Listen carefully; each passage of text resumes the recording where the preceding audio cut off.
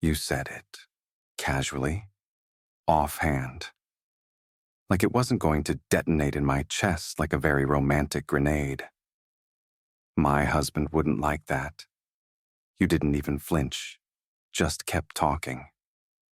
Meanwhile, I was standing there, emotionally compromised, internally screaming, and trying not to melt into the nearest piece of furniture. Husband.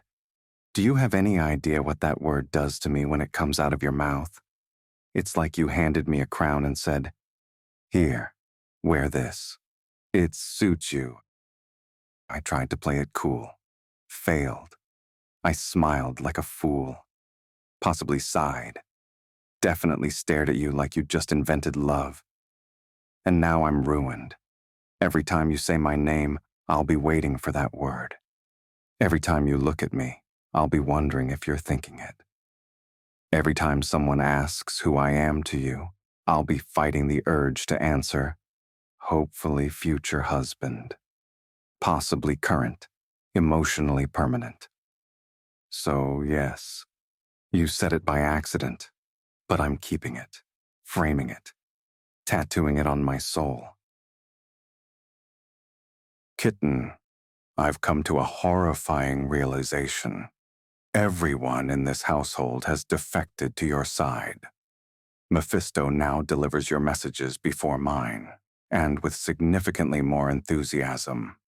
Shadow, the traitor, abandons my lap the second you walk into the room.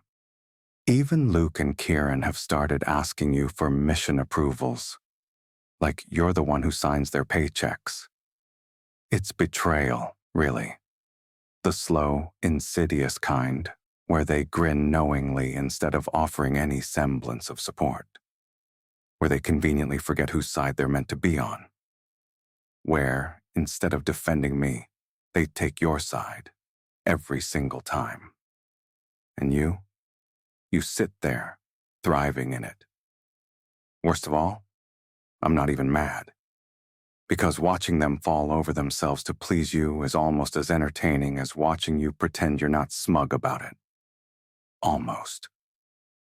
You know what? Fine. You can have the kingdom. I'll keep the queen. Kitten. First of all, what the hell? Second of all, what the hell? You said, "It's just a simulator, Sylus. You'll be fine." Fine? Fine as ordering the wrong coffee. Fine as a minor paper cut.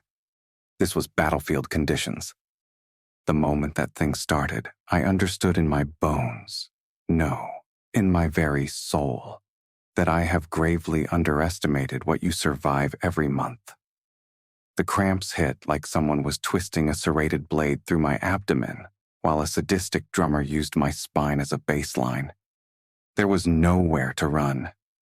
And you just sat there, watching, smiling. I think you even leaned back like you were waiting for me to start begging for mercy. Halfway through, I tried to maintain some semblance of dignity. You laughed. By the end, I was curled up, bargaining with higher powers, questioning my life choices, and clinging to consciousness like it was a fragile relic.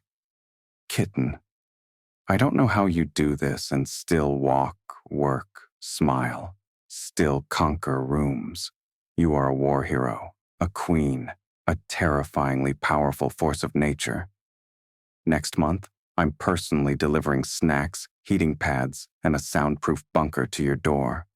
You won't have to ask. I owe you so much.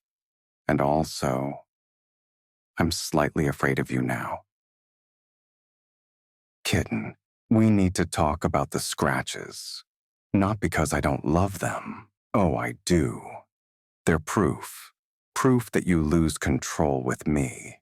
Proof that I make you claw at reality like it's trying to hold you back. Proof that I'm yours in the most deliciously unprofessional ways. But I'm running out of excuses. Kieran spotted the one on my collarbone and asked if I'd been attacked by a rogue hawk. Luke saw the marks on my back and offered to build me armor. Mephisto just raised an eyebrow and said, "Finally." I don't even know what that means. I tried training accident. I tried fell into a bush. I tried aggressive laundry. None of them are working. And the worst part? I don't want to hide them.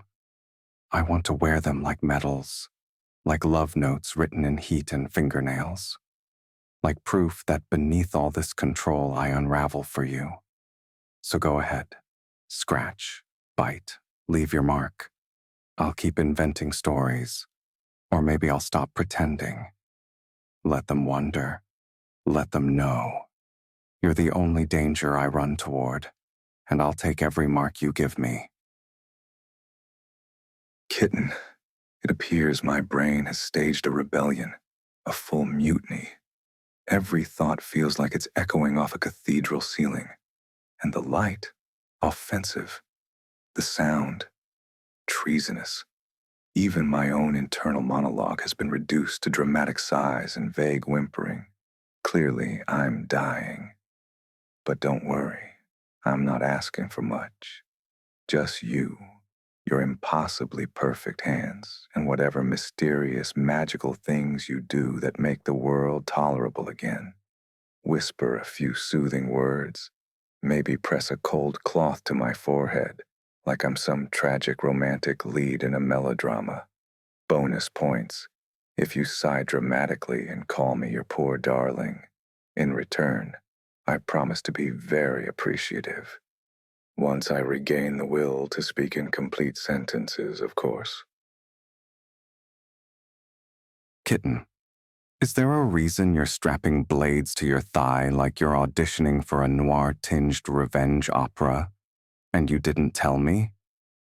I walk in, expecting tea and mischief, and instead, I find you locked, loaded, and bristling with righteous fury like some war goddess mid-transformation. Naturally, I'm both wildly impressed and deeply insulted. Because if you're going into something messy, dangerous, and clearly personal, then I should already be beside you, armed, aware, and preferably the one kicking in the first door. Not left standing here like some concerned husband watching his angel sharpen her wings. So let's revise. You tell me what this is. I bring the gear. We go together, or I track you down after and drag you out of the fire myself. But going without me? Kitten, that's the real danger. Do I speak French? Of course I do. It comes in handy in business, in intimidation, in making you blush when I lean in and murmur, Tu es le seul démon que j'ai jamais adoré à genoux. Go on, translate it. I'll wait. No. Don't look at me like that. You asked for seduction, darling. Or did you think I'd waste my linguistic talents on something as pedestrian as trade agreements when I could be watching your pulse jump at your throat instead? Kitten, the heat has turned you insufferable. I'd say it's the sun making you lazy, but we both know you've always had a talent for draping yourself over furniture like a contented cat. Only now you do it with fewer clothes. A notable improvement. You sprawl in the shade with that book you pretend to read, your skin glistening, your hair sticking to your neck in a way that makes my fingers itch to push it aside. You sigh dramatically about the temperature, fanning yourself with whatever's closest. Yesterday it was a mission report, today it's my patience. And yet you refuse every offer to cool you down properly. You'll cave eventually, you always do. And when you do, I'll have a list of very effective methods ready, starting with ice cubes and ending with your breathless laughter against my mouth. Until then, I'll just watch and wait and thoroughly enjoy the view. Also, if you say I'm fine one more time while slowly melting into a puddle, I'm dumping you in the pool. Clothes optional. Kitten, I need you to be impossible to ignore tonight. The kind of distraction that lingers in the room like smoke, leaving our guests unsettled and wanting an equal measure. Wear the black dress, the one with the high slit and the neckline that dips just low enough to make fools stare. Let them think you're merely decorative. Pair it with the dagger garter, left thigh where their eyes won't wander until you want them to. Your hair should be down. They'll remember the way it falls over your shoulder, not the way your fingers twitch toward your wine glass when someone lies. Act bored. Let your gaze linger just a second too long on the weakest link in their chain. I want him sweating before we've even begun.